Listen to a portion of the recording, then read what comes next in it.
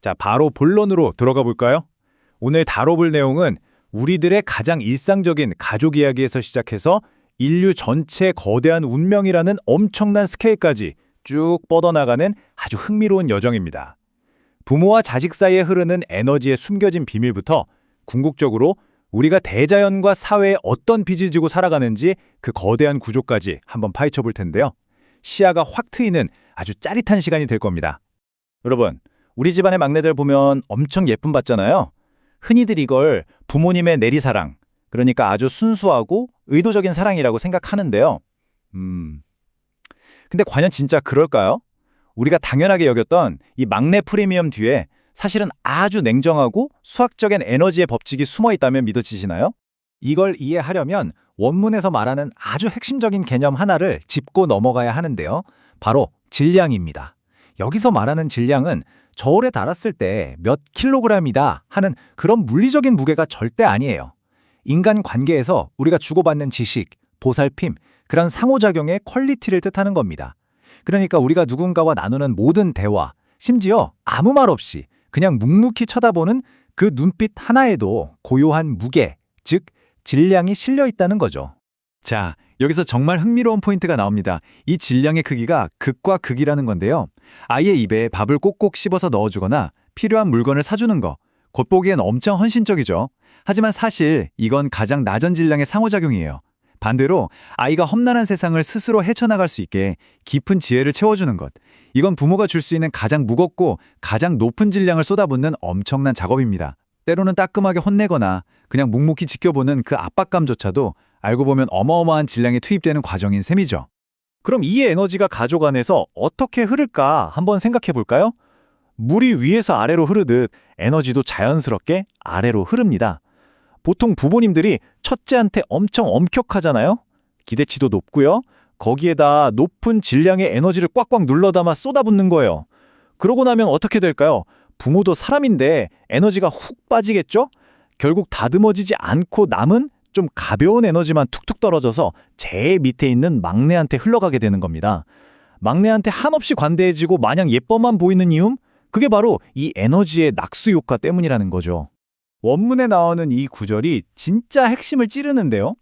막내를 애지중지하는 건 위에서 다 못 쓰고 남은 에너지가 그냥 흘러넘쳐서 아래로 쏟아진 것뿐이다. 와, 좀 뼈 때리는 말이죠. 그러니까 이게 막 다이어리에 적어놓고 오늘은 막내를 사랑해줘야지 하는 체계적이고 의도적인 교육이 아니라는 겁니다. 그냥 남은 에너지를 막내가 쏙쏙 받아먹는 건데 우리는 그걸 진정한 내리사랑이라고 찰떡같이 착각하고 있었다는 아주 날카로운 통찰입니다. 자, 미래의 패러다임 예측하기 파트입니다. 지금까지 우리 가족 안에서 일어나는 미시적인 에너지를 살펴봤다면 이제는 시야를 확 넓혀서 거시적인 경제 트렌드로 넘어가 보겠습니다. 부모님들이 아이 진로 고민할 때 제일 많이 하는 실수가 뭔지 아시나요? 당장 요즘 제일 잘 나가는 직업, 돈 많이 버는 직업을 쫓아가는 거예요. 근데 원문에서는 이렇게 말합니다. 오늘날 인기 있는 직업을 쫓는 건 오히려 내일의 부를 놓치는 가장 확실한 지름길이다 라고요. 수학적으로 따져보면 이게 완전 오답이라는 거죠. 지금 인기 있다는 건 말 그대로 지금 이 순간에만 필요하다는 뜻이거든요. 진짜 세상을 움직이고 큰 성공을 거두려면 이 유행이 끝난 뒤에 어떤 세상이 올지를 한 발 먼저 내다봐야 한다는 겁니다. 과거부터 산업 트렌드가 어떻게 변해왔는지 한번 쫙 훑어볼까요? 수십 년 전에는 다들 경공업에 취직하려고 난리였죠. 거기가 돈이 된다고 믿었으니까요. 그 다음엔 중공업으로 사람들이 우르르 몰려갔습니다. 그럼 지금은 어떨까요? 맞아요. IT, 프로그래밍, 금융 같은 분야가 세상을 꽉 잡고 있죠. 근데 재미있는 건 처음엔 이런 분야들도 완전 비주류였다는 거예요. 시간이 지나면서 수요가 말 그대로 빵 터진 거죠. 자, 그럼 질문. 다가올 미래에 인류가 정말 목숨 걸고 필요로 하게 될 마지막 패러다임, 종착지는 과연 어딜까요? 원문에서는 그걸 바로 복지사업이라고 예측합니다. 원문에 나오는 이 문장이 정말 강렬한데요. 복지사업이라는 패러다임 하나만 제대로 설계할 줄 알아도 당신은 세상을 구하는 영웅이 될 것이다. 와, 엄청난 말이죠. 여기서 말하는 복지는 그냥 단순한 기부나 동정이 아니에요. 사람들의 삶을 근본적으로 보살피고 치유하는 완벽한 시스템을 만드는 걸 뜻합니다. 결국 이게 엄청난 경제적, 사회적 가치를 창출하는 최후의 비즈니스가 될 거라는 거죠. 그러니까 당장 눈앞에 유행하는 직업만 쫓을 게 아니라 이런 거대한 시대적 흐름을 읽도록 아이를 이끌어주는 게 진짜 질량 높은 부모의 역할 아닐까요? 다음으로 넘어갈게요. 부모의 맹점 파트입니다. 거대한 미래 패러다임을 얘기했으니 다시 개인의 이야기로 돌아와서 왜 그렇게 많은 부모들이 이 거대한 흐름을 놓치는지 그 이유를 살펴보겠습니다. 가끔 나는 왜 우리의 재능을 못 알아볼까 하고 자책하시는 부모님들 계시죠? 너무 그러실 필요 없습니다. 이건 아이를 덜 사랑해서가 아니라 그냥 아주 단순한 지식의 결핍 때문이에요. 한마디로 수학적인 한계라는 거죠. 원문에서 지적하듯 부모 자신이 세상을 넓게 보는 안목이 없으면 아이한테 아무리 대단한 소질이 있어도 그걸 알아볼 방법이 아예 없다는 겁니다. 이건 그냥 팩트예요. 이게 무슨 말인지 원문에 나오는 아주 찰떡 같은 예시들로 살펴볼게요. 만약 부모가 음악에 대해 아는 게 하나도 없어요. 그럼 아이가 모차르트급 피아노 신동이어도 그냥 피아노 뚱땅거리네? 하고 넘어갑니다. 예술적 가치를 모르는 부모는 어떨까요? 아이가 흙바닥에 엄청난 천재적인 그림을 그리고 있는데도 아유, 쟤 또 힙장난해서 옷 다 버려놨네? 하면서 등짝이나 때리겠죠. 연필 한 자루 안 사주고요. 무지함이 말 그대로 아이의 천재성을 가려버리는 안대가 되는 겁니다. 결국 아는 만큼만 보인다는 뼈아픈 진리죠. 그래서 어떻게 해야 하느냐? 바로 타인의 지혜 빌리기 섹션에서 그 해답을 찾아보겠습니다. 맹점이 있다면 그걸 극복할 방법도 당연히 있겠죠. 해결책은 의외로 간단명료합니다. 지혜를 빌리는 4단계인데요. 진짜 현명한 부모는 절대 혼자서 다 하려고 끙끙대지 않아요.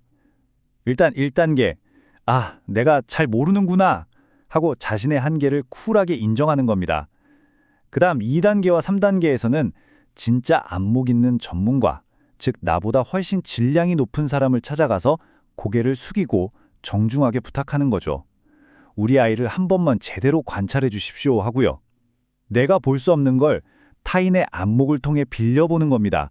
자, 그리고 여기서 절대 네버 빠뜨리면 안 되는 게 바로 마지막 4단계 보답입니다. 내 아이 인생을 180도 바꿔줄 엄청난 통찰을 얻었는데 이거 그냥 봉투에 돈 좀 넣어서 띡 드리고 끝낼 수 있는 일이 아니잖아요? 예를 들어 농약 한 번 안 치고 땀 흘려 기른 유기농 쌀을 드린다거나 내 손으로 직접 캔 최고급 고구마를 대접하는 것처럼요. 그러니까 상대방이 나에게 준 그 어마어마한 지혜의 질량만큼 나도 내가 할 수 있는 최고의 정성과 노력이라는 질량을 꾹꾹 눌러 담아서 그 빚을 갚아야 한다는 뜻입니다. 이제 마지막 하이라이트입니다. 사회적 부채 상환하기 섹션인데요. 방금 누군가에게 지혜를 빌리고 그 빚을 갚는 얘기를 했잖아요. 이제 이걸 우주와 인류라는 우리 인생의 가장 큰 무대로 확장해 볼 차례입니다. 원문에서는 아주 무섭고도 단호한 대자연의 법칙 하나를 강조합니다. 바로 상호성의 법칙이죠. 우리는 태어나면서부터 국가, 사회, 그리고 수많은 사람들의 땀방울이 들어간 인프라와 에너지를 엄청나게 받으면서 자랍니다. 사실상 다 우리가 진 빚인 거죠.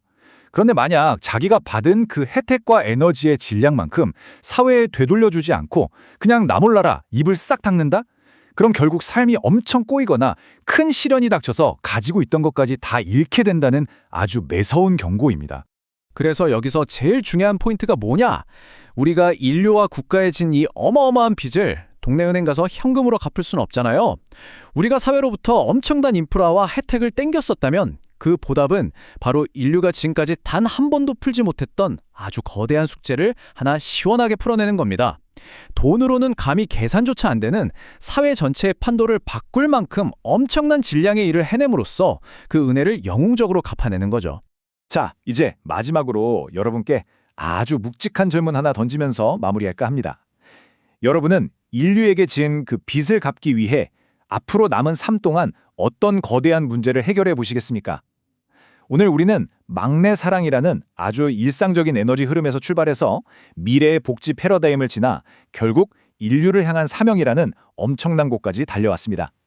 오늘 다룬 이 내용들이 그냥 흔한 자녀 교육 팁이나 취업 조언을 넘어서서 여러분 삶의 진짜 영웅적인 목적이 무엇인지 한번 깊게 고민해보는 그런 짜릿한 계기가 되었기를 바랍니다. 오늘 해설은 여기까지입니다. 함께해 주셔서 감사합니다.